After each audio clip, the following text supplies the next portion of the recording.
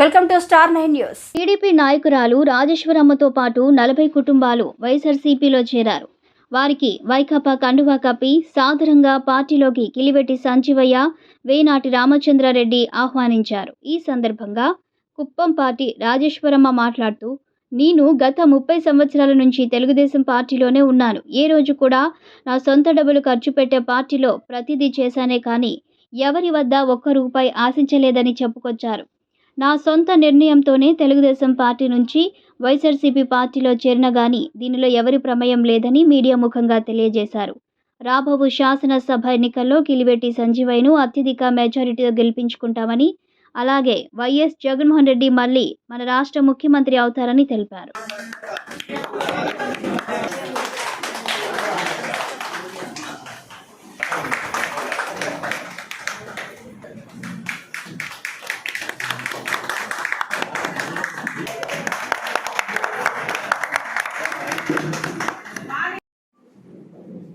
TDP ప్రభుత్వంలో నేను వచ్చి ఈరోజు కొత్తగా పనిచేసేది ఏం లేదు.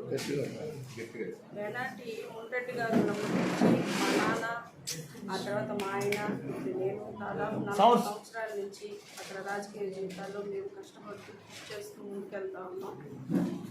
ఈరోజు అక్కడ మాకు జరిగే అవమానాలు, మమ్మల్ని వాళ్ళు మాట్లాడే విధము, వాళ్ళు మమ్మల్ని చూసే విధం నచ్చక బయటికి రావడం జరిగింది.